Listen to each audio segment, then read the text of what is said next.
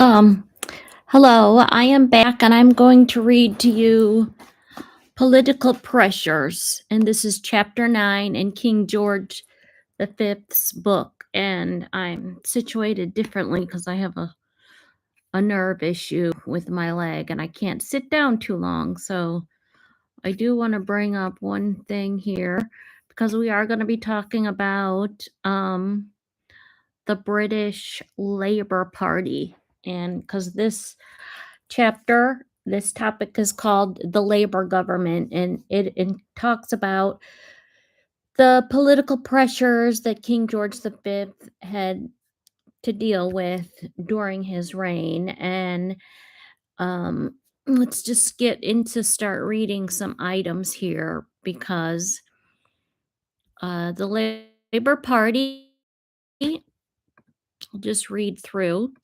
The Labor Party is one of the parties in the British political party. They have the Conservative Party, they have the Labor Party, which is, we've got here in America, we have our Republicans, we have our Democrats, and we've got our independents. So, and we know how that works. But in England, they have some different parties.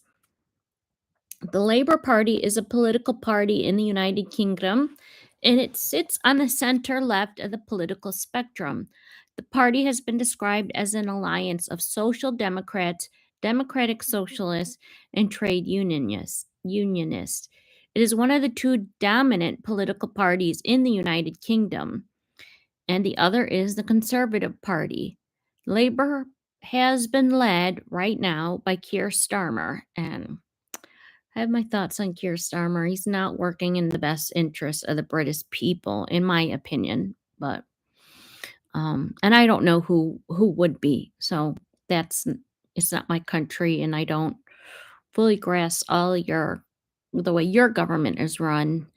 So I'll keep the country in my prayers and thoughts that things work out for it. But um, and that's about as far as I'll go on that discussion. But the prime minister is Keir Starmer. To date, they have 12 Labour governments and 7 different Labour prime ministers. They've had MacDonald, Attlee, Wilson, Callaghan, Blair, Brown, and Starmer. So I'm going to read this next paragraph and then I'm going to start reading. But the party had its origins, as it stated, in the development of trade unions and social societies of the late 19th century. In 1918, the party's constitution was drafted, laying down objectives and principles of the party as a parliamentary socialist party committed to nationalization and egalitarianism. The Labour Party was founded in 1900, and it had emerged from the trade union movement and socialist parties of the 19th century.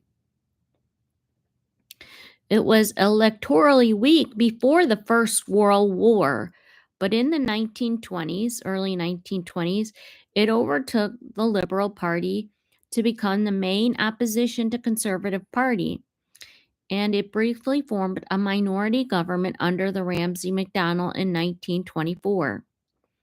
In 1929, Labour for the first time became the largest party in the House of Commons with 287 seats, but they fell short of a majority, forming another minority government. In 1931, in response to the Great Depression, MacDonald formed a new government with the Conservative and Liberal support, which led to his expulsion from the party. Labour Party was soundingly defeated by the coalition in 1931 election, winning only 52 seats, but it began to recover in 1935 with 154 seats. So this is the changing times of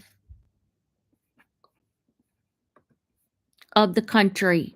Okay, this is what was happening. So, and it was a lot of changes that was going on during King George V's time. The country was changing, and he was conservative by nature, yes, but he understood, when we read through this chapter, you'll see that he understood that his country was changing. So I'm going to proceed and start reading so we can get started. It's got several different topics. Okay, in this chapter, chapter 9, the political pressure, it covers the Labor government, age of Baldwin, Indian summer, at death's door, MacDonald carries on. So I will start reading.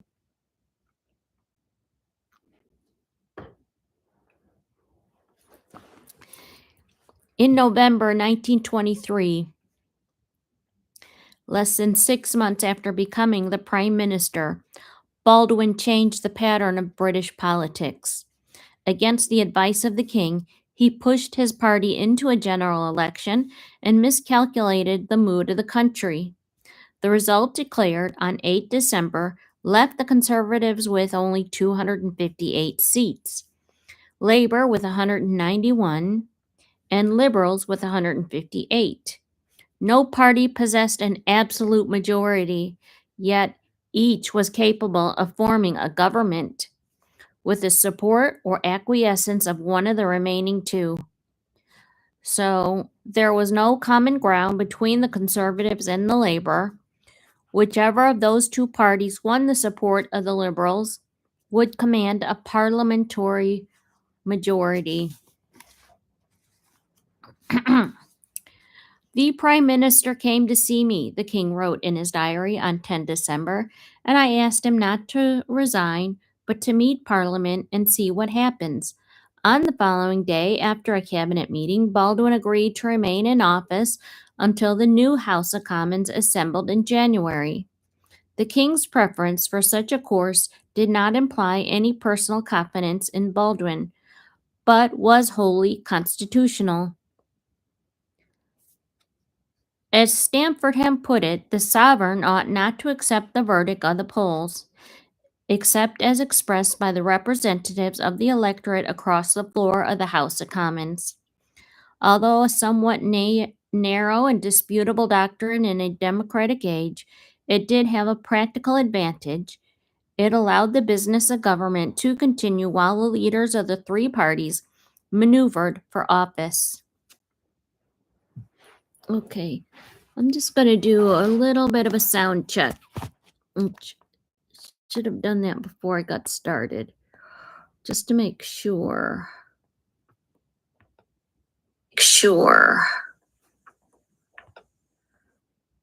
Is the changing.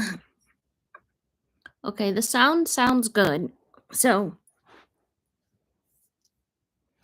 Baldwin, in his own reasons for agreeing with the king, his first instinct on 8 December had been to resign in shame and despair at having led his party into defeat. But he was swiftly convinced by the majority of his colleagues that it lay in the conservative interest for him to remain the leader of the party, at least temporarily, prime minister. He would thus thwart that minority of Tories who were determined both to rid themselves of a disastrous leader and to ensure that the Labour would, at all costs, be denied office. These diehards proposed to outvote Labour in the new Parliament by forming a coalition of Conservatives and Liberals led by somebody, anybody in fact, other than Baldwin. Okay, let's see. I'm going to see if we can find Stanley Baldwin.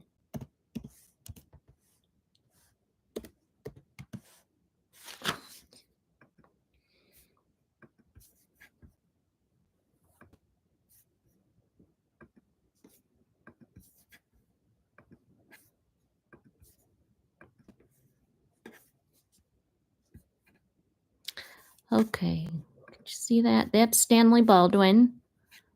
And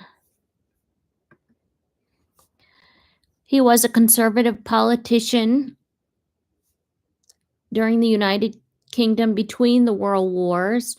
He was prime minister on 3 occasions in May 1923 to January 1924, from November 1924 to June 1929, and from 1935 to May 1937.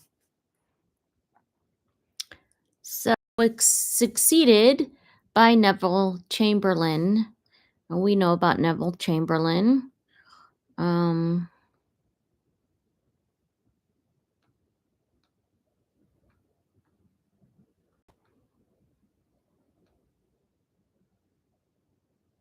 See, there he is. That is Stanley Baldwin right there. Oh, yep. Okay. So, these diehards proposed to outvote Labour in the new parliament by forming a coalition of conservatives and liberals led by anybody in fact, other than Baldwin. Their candidates included Balfour, Derby, Austen Chamberlain, Neville Chamberlain, Asquith, Grey, and even Reginald McKenna, a wartime Chancellor of the Exchequer who lost his parliamentary seat in 1918. But as long as Baldwin remained the Conservative leader, there would be no such coalition or alliance. When on 10 December the king suggested that he might consider a working arrangement with the Liberals, Baldwin replied that in 1922 he had killed the Lloyd George coalition and would never join another. Nor did he think it is either honorable or prudent for the two capitalist parties to unite artificially in order to outlaw socialism. Okay. This is important. Socialism was on the rise, like not just in England, but also in America. It was just that, again, that was the change in times. We have socialism ideology going on right now. So, as his confidant, Davidson wrote on 12 December, any dishonest combination of that sort, which means the sacrificing of principles by both Liberal and Tory to deprive Labour of their constitutional rights, is the first step down the road to revolution. In any case, a Conservative-Liberal alliance to exclude Labour from office depended on Asquith's support, and this he declined to countenance, in spite of what he described as appeals, threats, prayers from all parts and sorts and conditions of men, women, and lunatics to step in and save the country from the horrors of socialism and confiscation.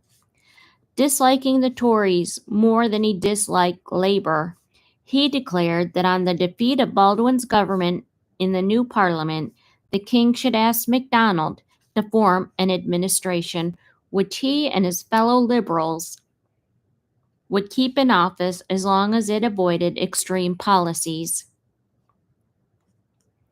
Asquith could also reflect with satisfaction that if the Labour government is ever to be tried in this country, as it will be sooner or later, it could hardly be tried under safer conditions. After an initial hesitation in December that lasted no more than 48 hours, the king's sense of fair play had led him to the same conclusion. He told Davidson that a socialist government would have an opportunity of learning their administrative duties and responsibilities under favorable conditions, and that it was essential that their rights under the Constitution should in no way be impaired. Stanfordham, too, could look back with satisfaction on his conduct of negotiations with the party leaders. He wrote to a friend in mid-January, "Ever since the result of the general election, I have taken for granted that on Baldwin's defeat in the House of Commons, the king would send for Ramsay MacDonald, and I have deprecated any attempt to prevent his having the same facilities which would be accorded to any minister entrusted by the sovereign with the formation of a government. I therefore entirely agree with what you say, and things are the sooner the Labor Party comes into power, the better. Personally, I'm not alarmed unless they are upset by their own extremists. It would not surprise me were they to remain in office for some time, during which they may do considerable good.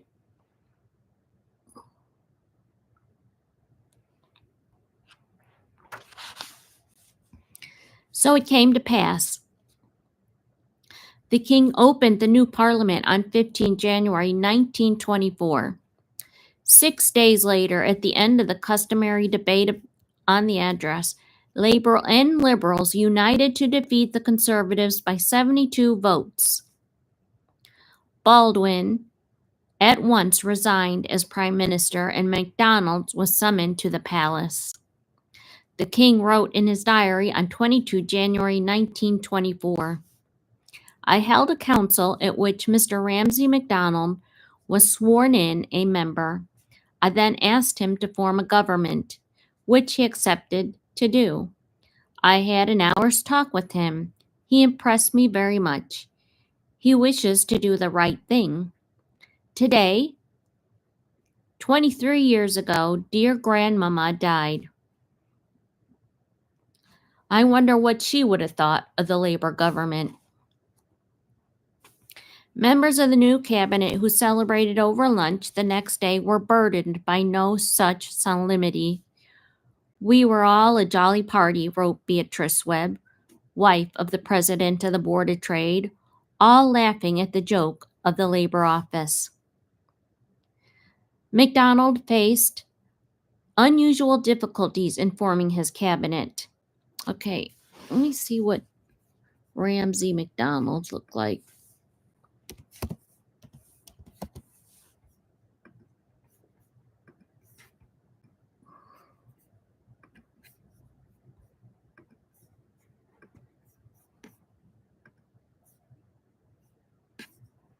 So this is Ramsay MacDonald.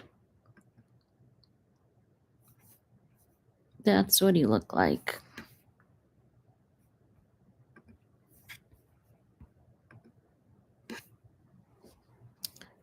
He was a British statesman, a politician who served as prime minister. The first two of his governments belonged to the Labour Party, where he led a minority Labour government for 9 months in 1924, and again in 1929 and 1931. He was expelled from the Labour Party after he formed a national government dominated by the Conservative Party and supported only a few Labour members. His premiership, which lasted until 1935. So, and that is the last section of this chapter 9, which is political pressures. It talks about MacDonald. So,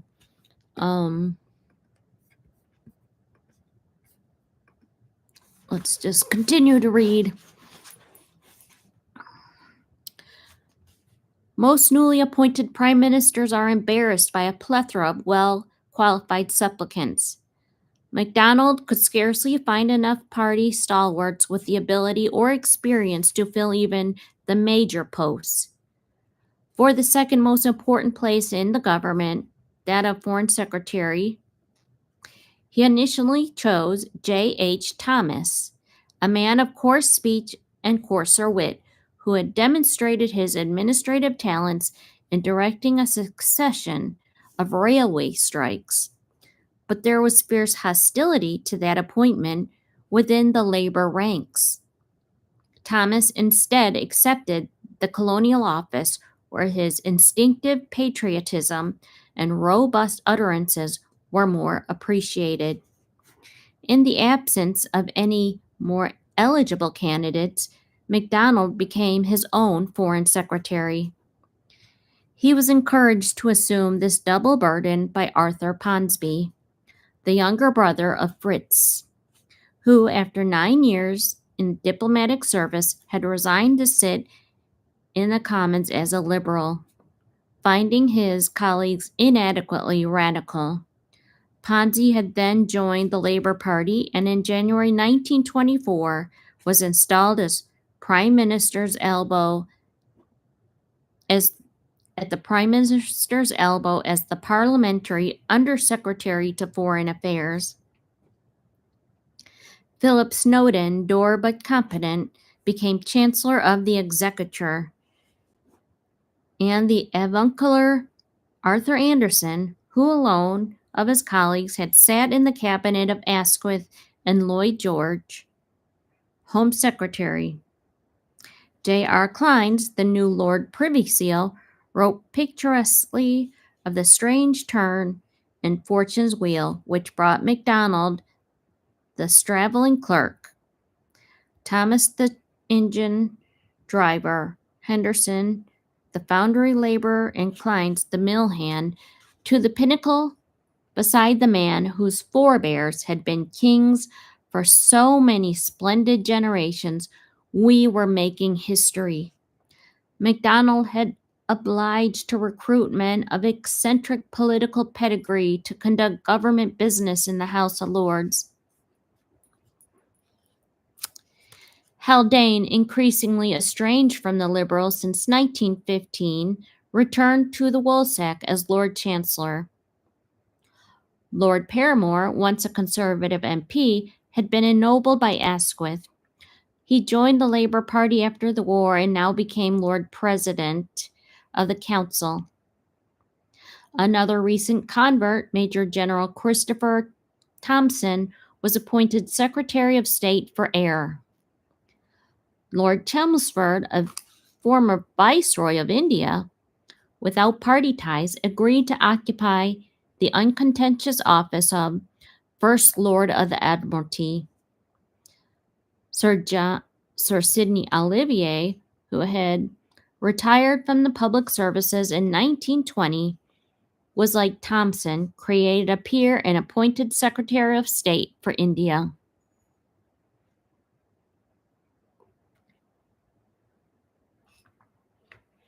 Having assembled these representatives of many political persuasions and all social classes, MacDonald was obliged to consult Whitaker's Almanac for a list of minor posts yet to be filled. Some he could scarcely imagine would lie in his province: the Lord Chamberlain, the Lord Steward, the Master of the Horse, and other grandees of royal household. Yet for generations these court officials had been appointed by the Prime Minister of the day, remaining in office only as long as the current administration. A cumbersome and sometimes inefficient practice. During the Lord George coalition, Stanfordham had suggested in vain that the office of Lord Chamberlain should become permanent and non-political. Such a course was now inescapable. Labor simply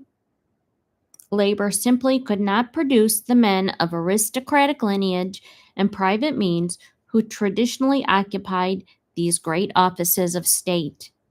The king therefore decreed that Lord Cromer, his Lord Chamberlain, since the fall of the Lord George coalition, should continue in office through all future changes of government. That Lord Shaftesbury should similarly be reappointed Lord Stewart, and that on the impending retirement of Lord Bath as Master of the Horse, Lord Granard should become his permanent successor.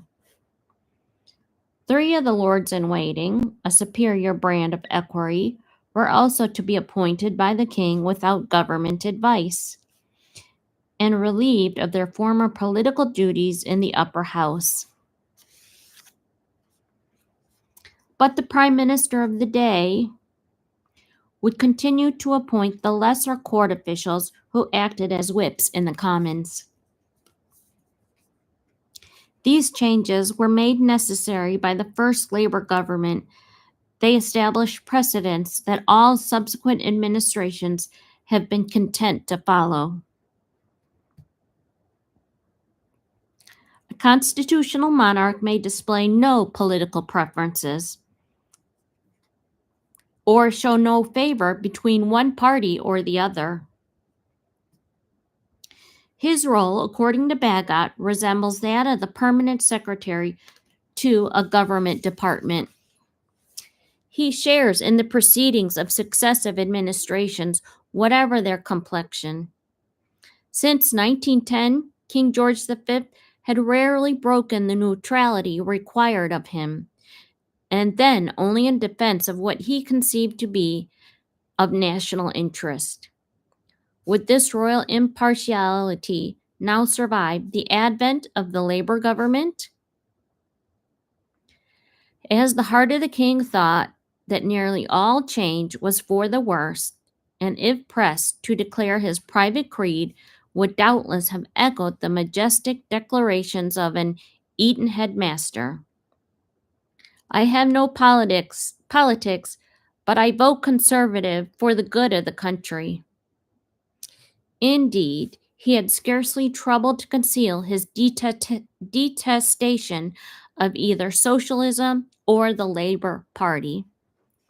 In 1912, it prompted this letter from Buckingham Palace to Downing Street about Alfred Russel Wallace, the eminent naturalist who King Edward had appointed to the Order of Merit 4 years earlier. The king is rather scandalized that the possessor of the Order of Merit should avow himself to be a socialist. I allude to Dr. Alfred Russel Wallace, who in a letter which appears in today's Times on the occasion of a dinner to Mr. Hindman glories in being a socialist. The king says he does not care whether a man is liberal, radical, or a Tory, but he thinks that the Order of Merit should not be given to a socialist. It was no passing prejudice. In June 1923, little more than 6 months before the Labour government took office, Neville Chamberlain told his sister of a recent conversation with the king. His language about the Labour Party, he wrote, it was as violent as ever. When in December 1923, the king urged Baldwin to remain in office until the new parliament had met. Labour had no reason to believe that his motive was constitutional rather than obstructive.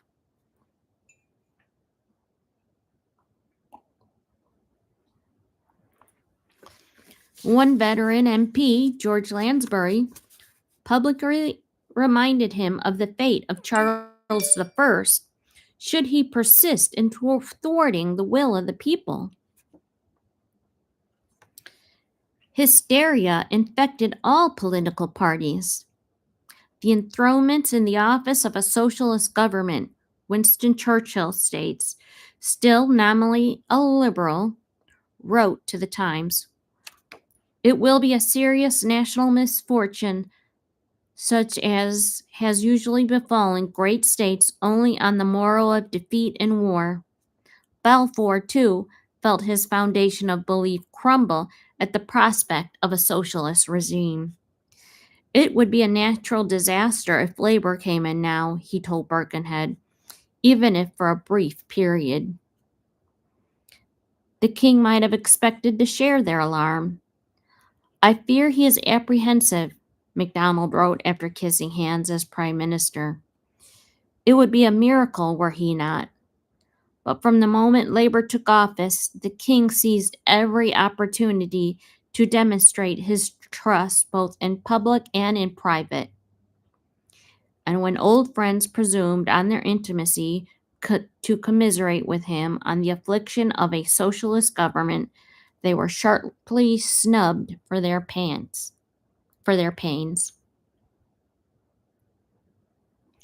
All those ministers who left a record of Labour's first administration, they were unanimous in praising not only the king's propriety, but also his warmth.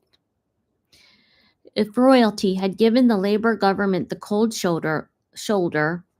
MacDonald wrote in his diary, "We should have returned the call. It has not.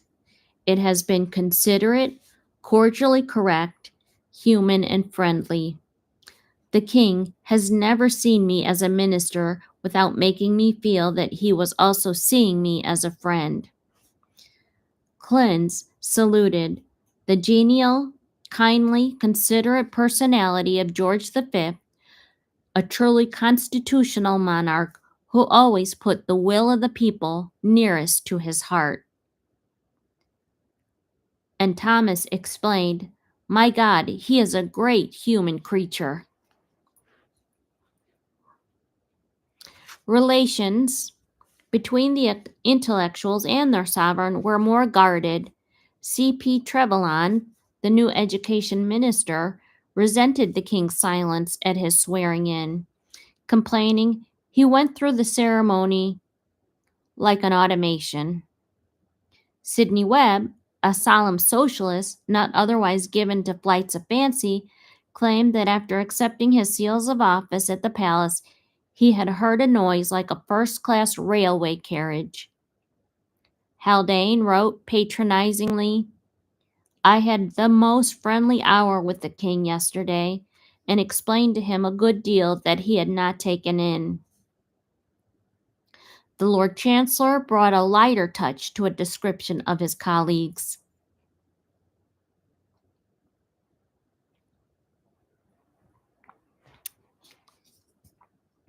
Stories of the new minister are becoming the common talk of London dinner parties, and about 90% of them are apocryphal.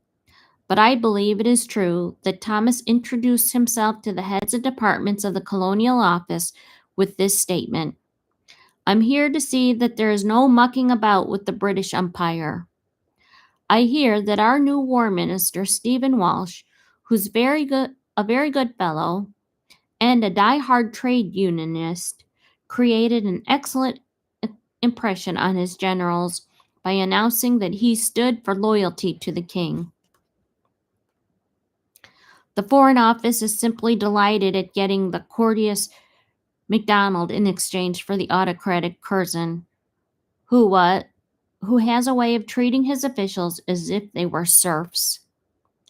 Altogether, the department had given the new government a very friendly and even cordial reception. Neither the king nor the country at large found cause for alarm in MacDonald's domestic policies. Holding office only by virtue of liberal vote in the Commons, Labour were obliged to pursue a mild and prudent course. Snowdon's budget reduced the duties on tea, coffee, cocoa, and sugar. There were increases in agricultural wages and unemployment benefits, promises of higher pensions and cheaper houses. On a personal level, correspondence between the palace and Downing Street reflected only trust and tranquility, a welcome respite for Lord Georgian spite and Baldwinian sloth.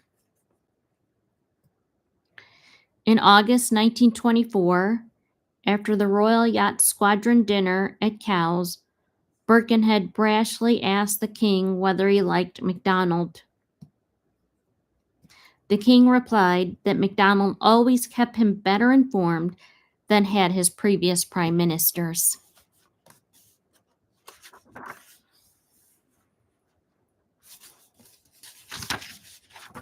Okay. This political pressures chapter is quite long, so I'm 6 more pages to read.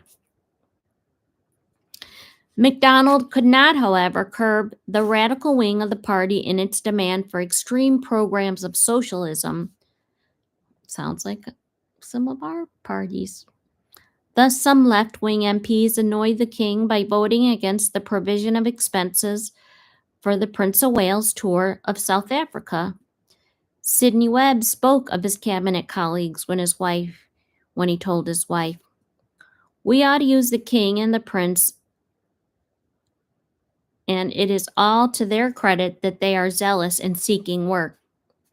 As the opening of the British Empire exhibition in April approached, the king also expressed grave concern at the almost weekly recurring strikes at Wembley, where the agitators appeared to come from outside. But Thomas went down to appeal to the strikers in the name of the king, who opened the exhibition as arranged on St. George's Day. On only a single trivial matter was the Prime Minister unable to meet a royal request. The king wanted to find employment for his cousin, Prince Arthur of Connaught, and wondered whether he might be given a largely ceremonial office of Lord Lieutenant of London. The sitting incumbent, Lord Crewe, obligingly offered to resign, but MacDonald then feared that the prince's appointment might arouse unnecessary hostility in the Labour Party. There was also a political complication. As Lord Lieutenant, Prince Arthur would have to have had recommended new justices of the peace, so that the king's suggestion was abandoned. Crewe retained his office for another 20 years, and Prince Arthur devoted the rest of his life to raising £2 million for the Middlesex Hospital. During MacDonald's first audience as Prime Minister, the king tried to dissuade him from assuming the additional office of Foreign Secretary. Even Lord Salisbury, he was reminded, found it difficult to carry on the duties of both offices. Indeed, he did very little of the work of Prime Minister, whereas nowadays the latter position in itself and its heavy responsibilities must be a serious tax upon anyone holding that office. Curzon, the most industrious of foreign secretaries, endorsed the warning, certain that MacDonald must inevitably break down under the double burden.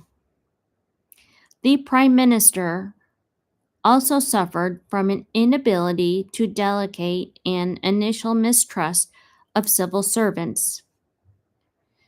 During his first days in office, he attempted not only to read, but even to open the quantities of letter that reached him by every post. Yet in foreign policy, he scored an almost unbroken succession of triumphs. He renewed Britain's friendship with France and Italy. He solved the torturous problem of German reparations, secured a French withdrawal from the Ruhr, strengthened the machinery for international arbitration and disarmament. He also went far towards reestablishing commercial and diplomatic relations with Soviet Russia. But that bold success, for all the Prime Minister's idealism and persuasive skill, was ultimately to destroy his government.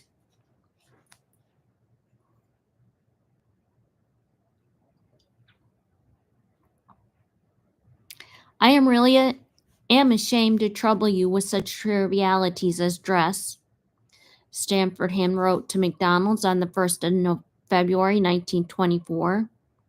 When you are dealing with weighty matters of state, it was a preoccupation which the king and his court shared with the public at large. Curiosity about labor policy seemed everywhere to be matched and even eclipsed by a morbid interest in the ministerial dress and deportment. To the king, such things were part of the fabric of monarchy. He liked to see his ministers at levees and evening courts in the uniform traditional to such occasions: gold-encrusted coat, cocked hat and sword, with trousers by day and knee breeches in the evening. Yet he wished to spare them both the expense that would fall on men of limited means and the embarrassment that some would feel on exposing themselves to egalitarian ridicule. He therefore agreed to be guided by cabinet advice. Everybody tried to be helpful, The Lord Great Chamberlain suggested that the new ministers might wear the dignified and unobtrusive plain black coat and knee breeches of a parliamentary official, the dress of Dr. Johnson and perhaps John Milton. Well, no wonder they're always dressed in black. In a more practical vein, yet with a certain detachment from such transactions, Stanfordham commended the virtues of Messrs. Moss, which is, I believe, is a well-known and dependable firm. From its premises in Covent Garden, ministers could obtain a complete suit of levee dress for £30 complete, compared with the £73 charged by a court tailor. MacDonald took a relaxed view of these sartorial demands. Braids and uniforms, he wrote in his diary, are but part of an official pageantry, and as my conscience is not on my back, a gold coat means nothing to me, but a form of dress to be worn or rejected as a hat would be in relation to the rest of one's clothes.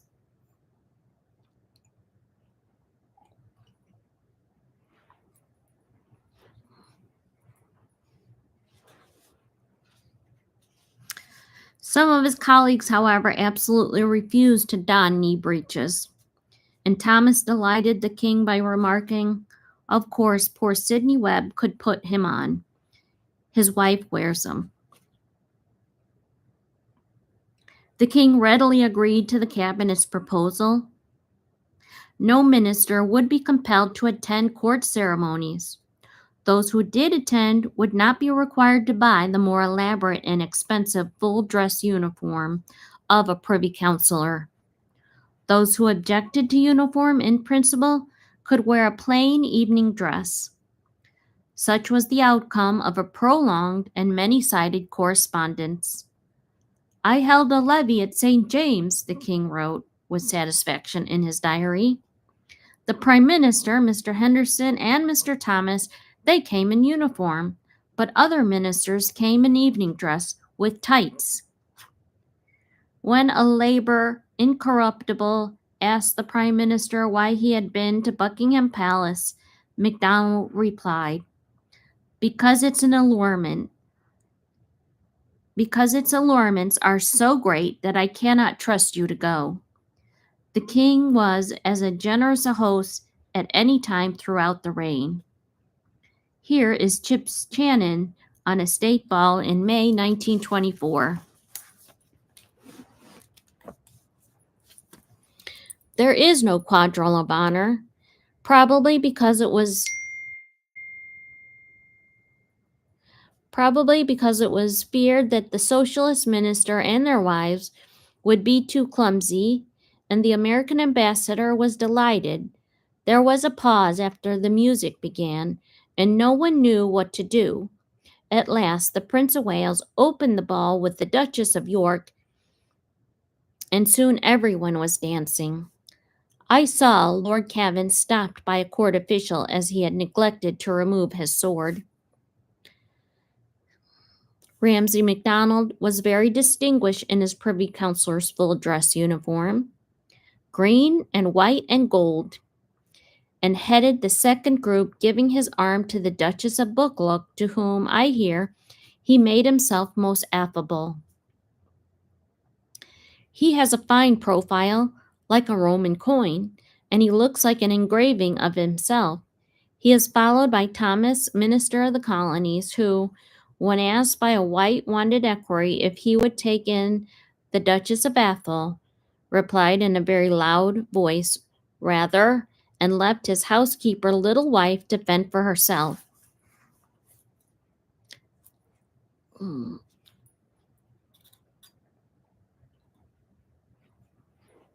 It was perhaps on the evening that a minister's wife was said to have exclaimed, "Me shoes is tight. Me shoes is tight. Me corset is tight. Me husband is tight. Time to go. Time to go home." To appease those often neglected wives, the king and queen held a tea party at the palace, which gave genuine pleasure. The rich and the well-born Beatrice Webb was alone in refusing to be compromised. She fears the court will wean labor from the straight and narrow path and suspect Ramsay MacDonald of a partiality for duchesses, Haldane noted. Yet the Lord Chancellor himself shared something of her prime austerity. After one palace banquet served off gold plate, he wrote, the king kept us till a quarter to midnight, too late for people who had a mass of cabinet papers to read. There were garden parties, too, at which several ministers turned up in ordinary suits instead of the customary morning coat and top hat. John Wheatley, the Minister of Health, wore a bowler and an F.W. Jowett, first Commissioner of Works, a trilby. Jowett noted that the king was far less put out than MacDonald's and showed no trace of snobbishness either then or at other times. Some of the king's subjects were less tolerant. Lord Lee of Fairmont wrote, how the House of Commons end of the terrace has gone off since the old days. Instead of the garden party effect to which we had been accustomed, there seems to be mostly Labour members and their constituents having tea at long tables, and it looked more like a school treat.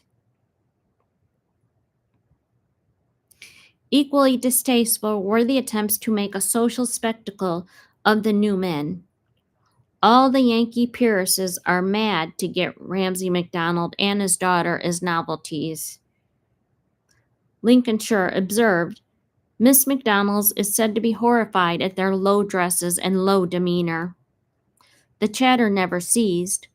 Lunching at the Athenaeum one day, John Buchanan told Leo Amory that the Prime Minister was an illegitimate son of the former Lord Dalhousie, and thus a half-uncle by marriage of Princess Patricia of Connaught, a kinsman of the king's. It was scarcely a member of his family that the king entertained MacDonald at each of his country houses, although not even royal blood could have ensured a warmer welcome for the Prime Minister.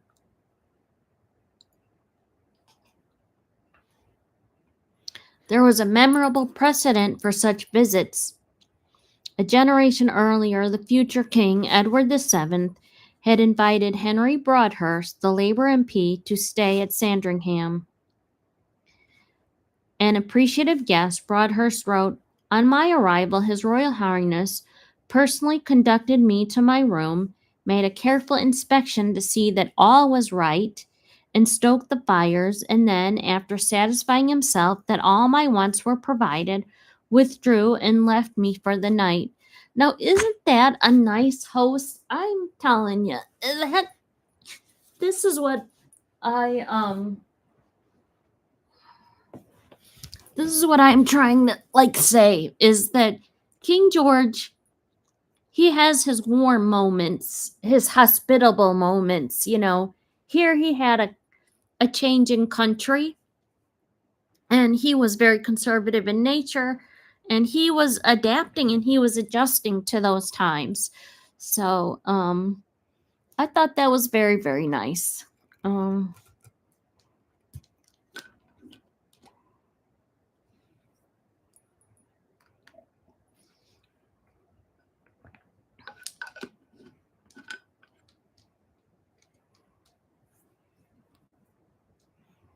So yeah. Did Broadhurst then go supperless to bed? Nothing so inhospitable. It was simply that he had no evening clothes, so apparently he would have looked and felt out of place in the dining room with the rest of the party.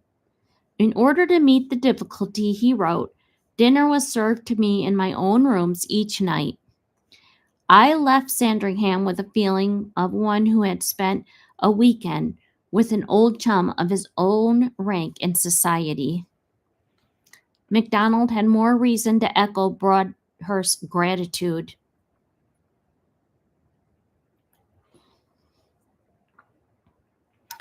It is insensitive and has long been the fashion to pillory him as a social climber. He was a romantic, even a mystic, thrilling as long to the history of palace and castles as the artless simplicity of his royal hosts. The kindly homeliness was that of a cottage, he wrote of Windsor, and it sat well in gilt halls. It was the natural blending of the two that was such a welcome experience. He was touched, too, to find himself a rare guest at York Cottage. Also, the bourgeois one was a want of dignity. It offended his patrician instincts. As for Balmoral, it was for the son of Lossiemouth, but a croft writ large. I found it cozy and homely, and I enjoyed myself.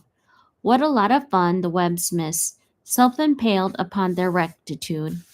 Okay. Now I'm gonna say I have been to Balmoral. It was it it was a smaller castle compared to some of the others. It is privately owned by the royal family, and I enjoyed it. It's set amongst beautiful Scotland hills. If you ever get a chance to go to Scotland, we drove up. It's halfway between Inverness and Edinburgh. And you do need to rent a car to go there, but it is absolutely beautiful. And I really recommend, if you ever have a chance to go see it, to go see it. So here, I'm going to show you the castle.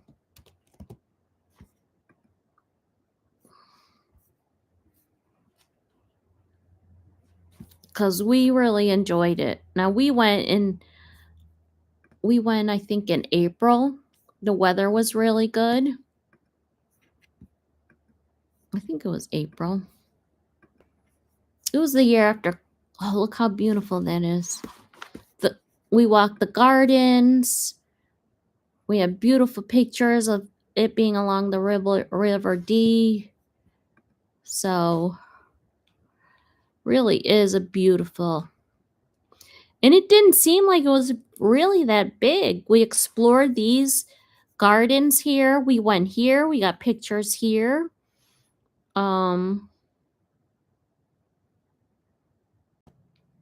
Yeah, that's exactly what we saw here. And it doesn't look like it's very big. So, anyways, it's beautiful. And it is cozy.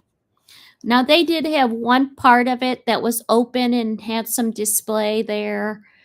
It is privately owned, but if you are able to go, there's one little section. It's like a big, gigantic, multi-size great room that they have a display of, Queen Elizabeth's dresses, those pastel colored dresses that she would wear whenever she does her little royal tours. It has a little mini car that was Charles when he was a little child. It has footmen's dresses on display. It's really very cool to visit.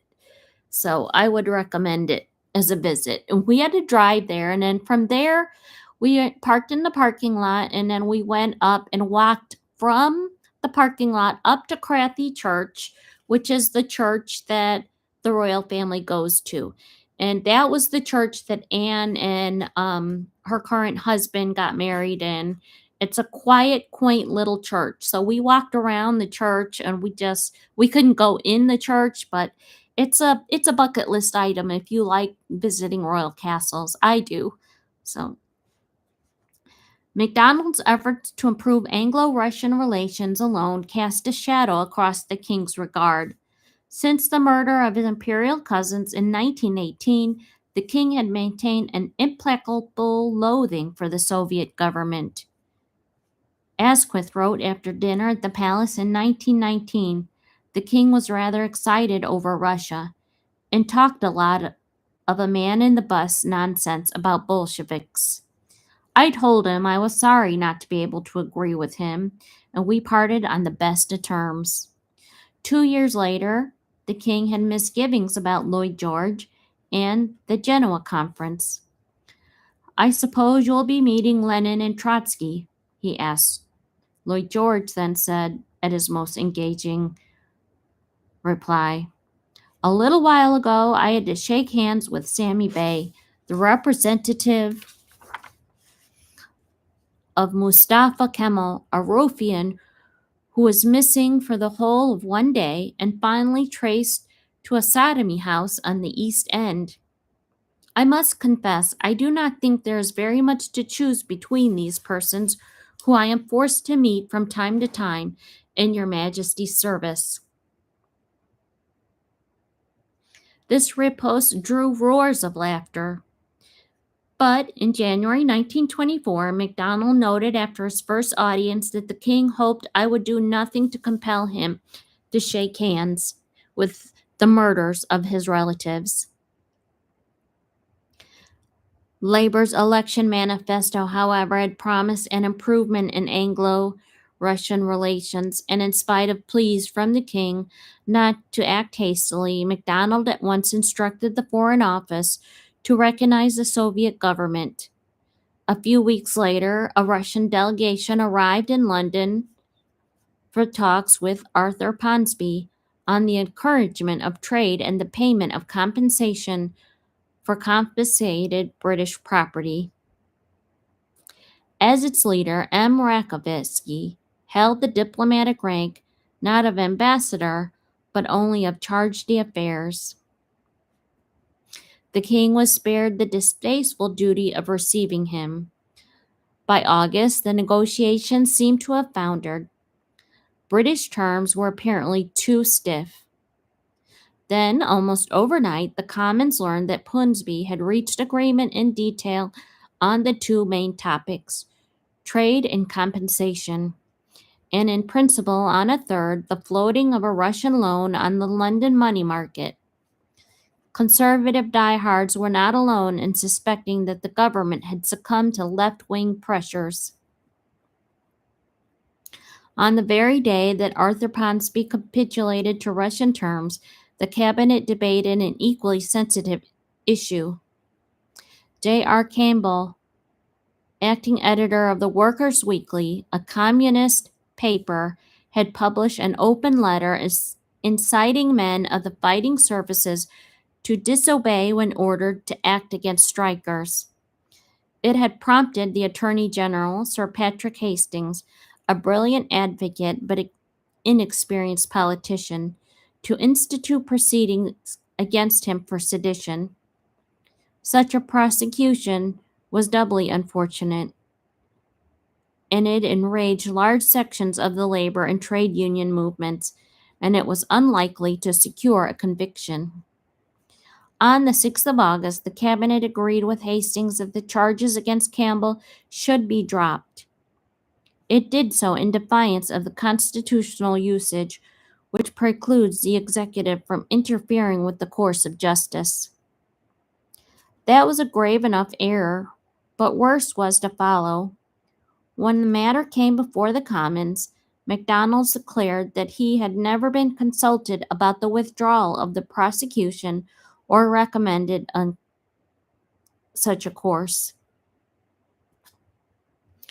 On being told of this denial, the Secretary of Cabinet, Maurice Hankey, explained, "That's a bloody lie." Public opinion largely shared his view, and when in subsequent debate the Prime Minister attempted to clarify his conduct, even Snowden had to admit that his performance was incoherent, evasive, and prevaricating. Later generations may look more charitably on MacDonald. It now seems like that, throughout the Campbell case, he was exhausted in mind and body, carrying the burden both of the Prime Minister's day-to-day business and a succession of grueling diplomatic negotiations with the great powers of Europe. The king had warned him of this, but he ignored the voice of experience.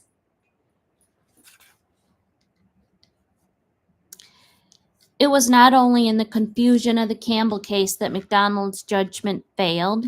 Honorably in money matters and fastidious in the distribution of honors, he allowed himself the blunder into a Lloyd Georgian practice.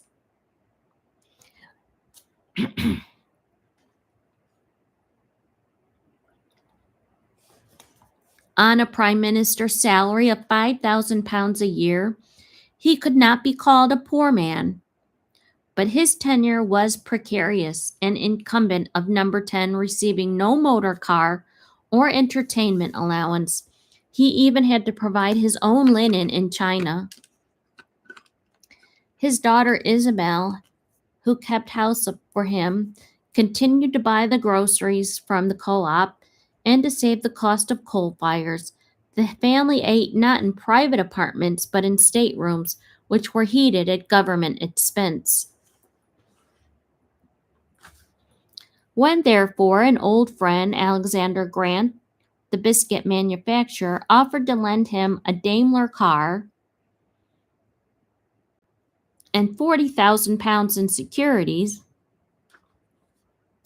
MacDonald accepted the gratitude. The annual interest of £2,000 would be his, the capital sum remaining the property of the grant. This was nothing irregular about such a gift, or in keeping silent about it, at least by the standards of public life in the 1920s.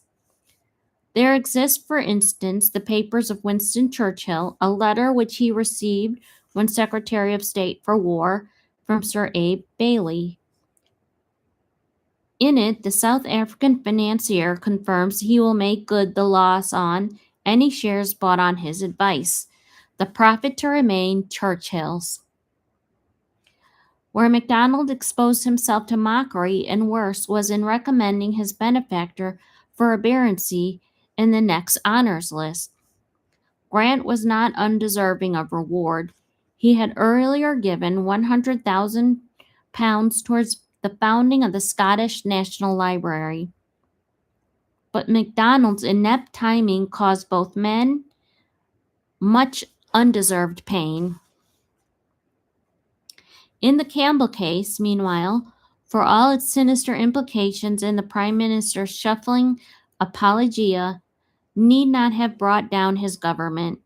He had taken office on the understanding that he would resign only if defeated on a vital issue of policy or a vote of confidence.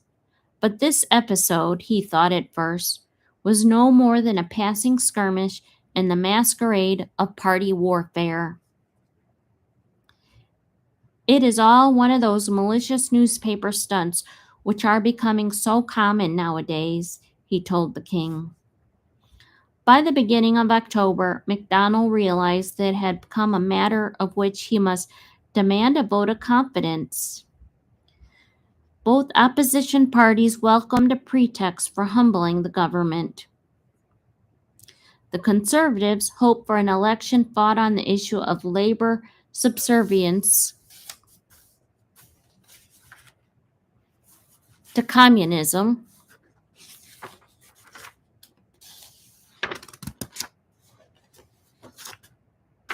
Okay, just one page left, 1.5 pages, and I'm done with this section. The Liberals, paradoxically, feared that the very moderation of the labor ministers whom they had chivalrously put in power was eroding their own role as the natural alternative to conservatism. The two parties united on 8 October to defeat the government by 364 votes to 198. On the following day, the Prime Minister asked for a dissolution of Parliament. This the king conceded with reluctance, deploring that the country should be put to the expense and dislocation of a third general election within 2 years. Nor, as he pointed out, would it be necessarily result in a change of party strength in the Commons. Yet in practices there was no alternative. Neither Baldwin nor Asquith was prepared to form a minority government. That audience on 9 October was nevertheless cordial and at times almost affecting a sovereign and prime minister expressed their regard for each other. "You have found me an ordinary man, haven't you?" was the king's parting remark. The government's supposed tenderness for Soviet Russia so dominated the election campaign that its irrespectable record on other issues went by default. 4 days before the nation voted, Zinoviev letter added to MacDonald's embarrassment, purportedly written by Grigory Zinoviev, president of the Comintern. It instructed British communities to enlist labor supporters in working toward armed insurrection. A copy had been in the hands of Foreign Office for the past 2 weeks while experts on Russia tried to decide whether it was genuine. A dispute that continues to this day. Sir Eyre Crowe, the permanent undersecretary, then heard that the Daily Mail had obtained the text and intended to publish it. So he sent the Foreign Office copy to all newspapers, together with a protest addressed to Rakovsky at Soviet intrusion into British politics. MacDonald, on a speech-making tout 200 miles from London, had been sent a letter some days earlier, but was nevertheless unprepared for its publication. Always mistrustful of the Whitehall machine, he had not brought with him a Foreign Office secretary whom he could consult. A more astute politician might have turned the Zinoviev letters to advantage by denouncing Moscow's subversive tactics. As it was, he remained silent for 2 whole days before making an incoherent statement that served only to confirm conservative fears. The Comintern and the Foreign Office, he felt, had between them cost him the election.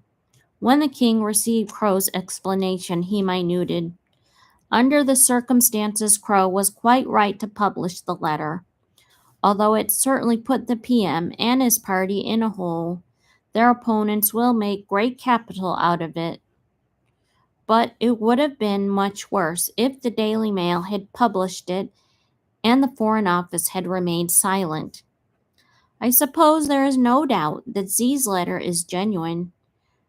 I see the communists say it is a forgery."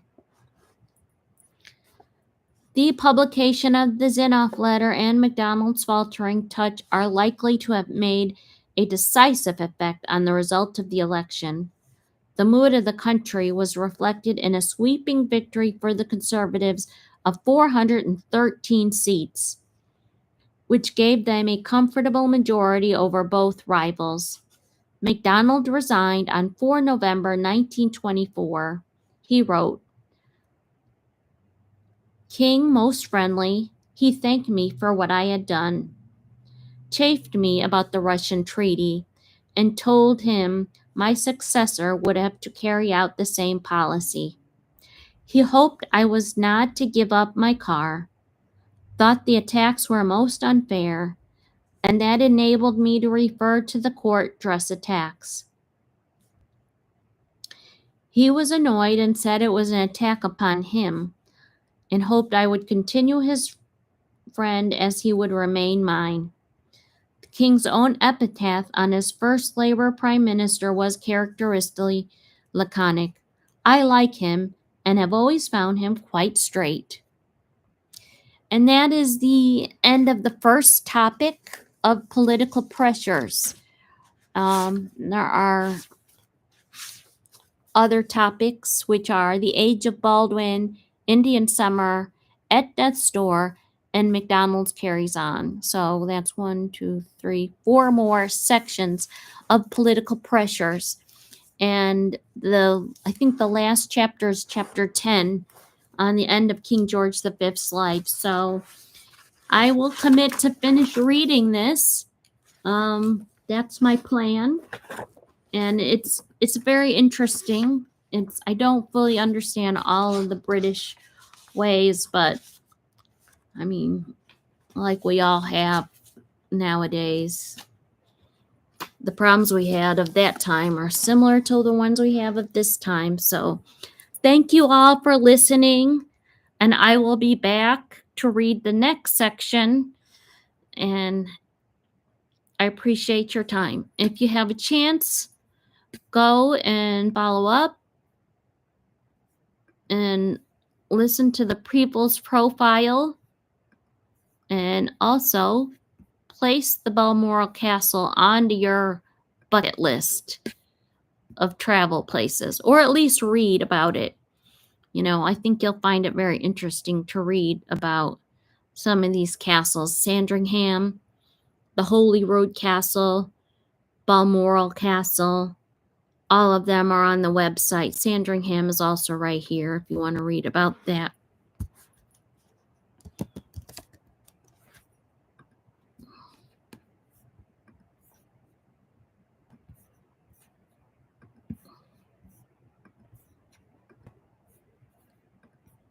Sandringham is very interesting. Look at it, that they really enjoy staying. They enjoy staying at these castles. Sandringham and Balmoral are wonderful respite for the royal family. And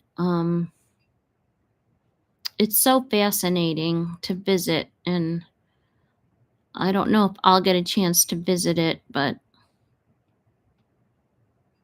it's up near Norfolk. And it's just very fascinating if you can see it. But that, just reading the stories, the tapestries, read through this section on King Edward VII's dog, the lovable rogue, and also the story of the two sisters. This would be Princess Alexandra, and then her sister who was married to Alexander III. They had such a close relationship. They had a very close relationship with their families, and I think that's from what I understand, after reading a book, I have this book on King Edward VII. He's the heir apparent, of course, when Queen Victoria was the queen. And yeah, they got married really young, and it was an arranged marriage. And he did love her, and Alexandra loved Edward VII. So they had a mutual love for each other. They married really young, but Edward VII had his dalliances. He had his mistresses, and of course he ended up with Alice Keppel, and she was a more mature mistress. She was very calm in nature, very much like Camilla is. Of course, that's her great-grandmother, but they had a love for each other. And when she didn't like it. Alexandra did not like Edward's affairs, but she ultimately learned to deal with it. And some of them didn't last, and some of them were just companionships, at least according to this book I read. Some of them were love, or more than that. But at any rate, Alexandra would travel. She would spend time with her sisters. She was a very healthy, family-oriented. She would have had a lot more kids with Edward VII if she could, but she ended up having premature children. All of them were premature. Albert Victor was premature. George V was a little bit better. And then she ended up having, what was it? Mixing up my, George V had sisters, and Alexandra ended up having health issues and having to have a cane, and she was deaf. But at any rate, she found a way to just travel and do her own thing, and she had such a close relationship with her sister. So those are really, really good stories. If you ever want to watch a documentary on YouTube, listen to those, or follow up and read through this Sandringham website. We may not get to visit Sandringham, but we can read the little descriptions here. So if that's of interest to you. And thank you all for listening. I appreciate it very much. I will be back to read the next topic in political pressures with King George V. Thank you very much for your time.